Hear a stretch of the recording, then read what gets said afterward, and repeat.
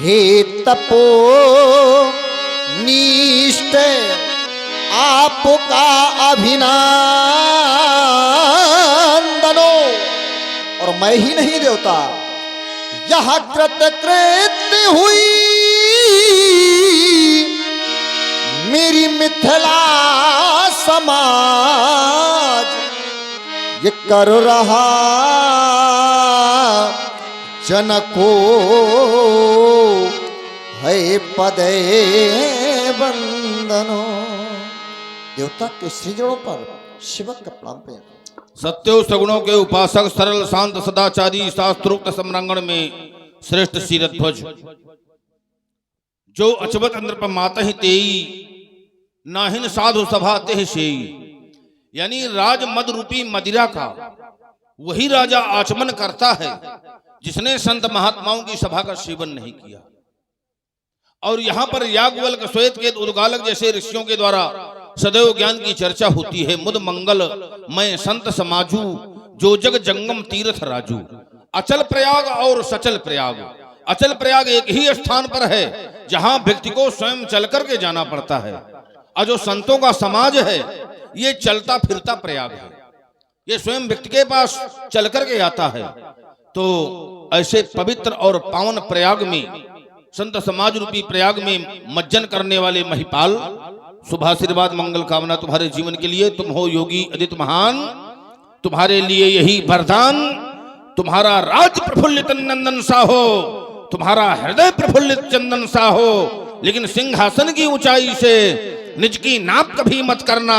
नाता धर्म और धरती का रखना जैसे झरना। तुम श्रम के उद्यान, तुम्हारे लिए यही वरदान। सतत कर्म पर चलते रहना, तुम्हें नहीं व्यवधान पड़ेंगे।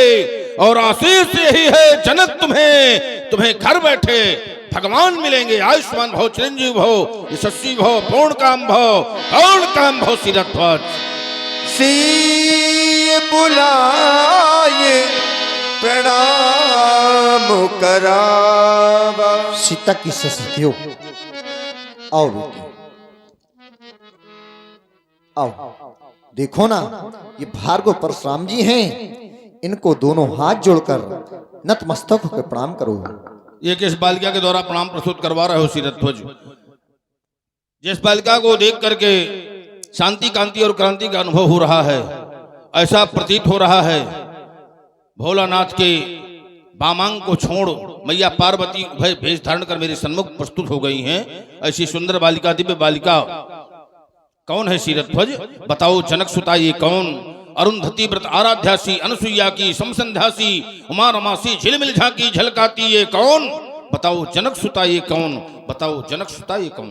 तपोनिष्ठ इस बालिका के विषय में कुछ ऐसा है कि मेरे राज्य में बारिश का काल, उसी समय देवर्षि नारद जी का आगमन हुआ और देवता उन्होंने एक उपाय बताया समय के कथनानुसार कि हल कर सणे मही का किया। और यहां प्रकटी सुता अभिराम है, और रानी सुनैना ने पाला इसे नाथ सीता नाम है। 12 वर्ष का भीषण अकाल पड़ गया।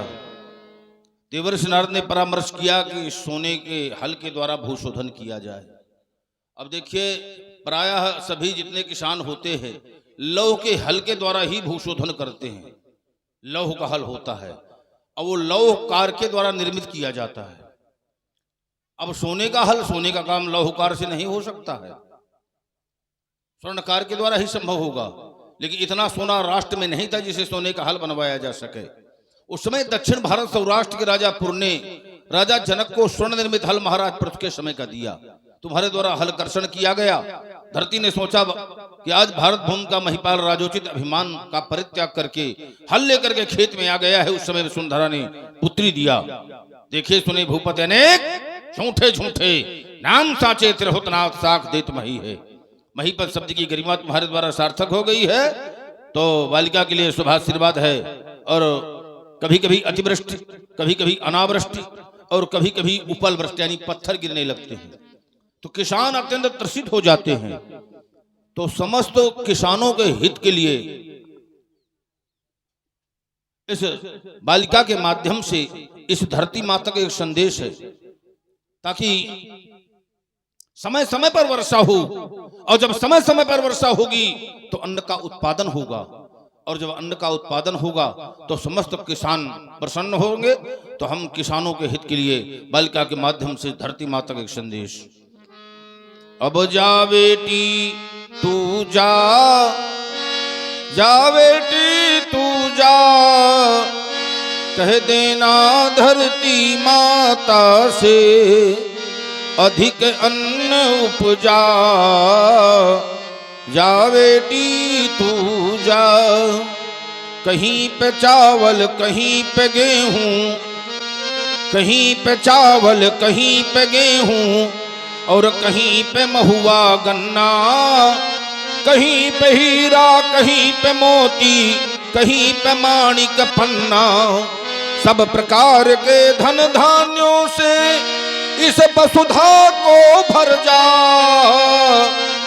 अब जा बेटी तू जा, जा बेटी तू जा, कह देना धरती माता से अधिक अन्न उपजा। जा बेटी तू जा, तेरा पति हो जग का राजा, तू हो जग की रानी। इन इतिहासों में अंकित हो तेरी अमर कहानी, पतिव्रताओं की श्रेणी में अधिक नाम कर जा। अब जा बेटी तू जा, जा बेटी तू जा, तेरे दुख को धरती माता कभी नहीं सह सकती। क्यों कि माँ के हृदय में पुत्री के प्रति बहुत बड़ा स्थान होता है। तो तेरे दुख को ये धरती माता कभी नहीं सह सकती, और तेरे दुख से इसकी छाती उसी समय फट सकती। तब तू इस पृथ्वी के फटे हुए वक्षस्थल में भर जा। अब जा बेटी तू जा, जा बेटी तू जा, कह देना धरती माता से अधिक अन्न उपजा। जा बेटी तू जा। बालिका की मांग का सिंदूर सदा सदा अमर रहे, स्मृति भो सदा भो, शुभ भो, भद्र भो, कल्याणी हो। ले जाओ राजमहलों में।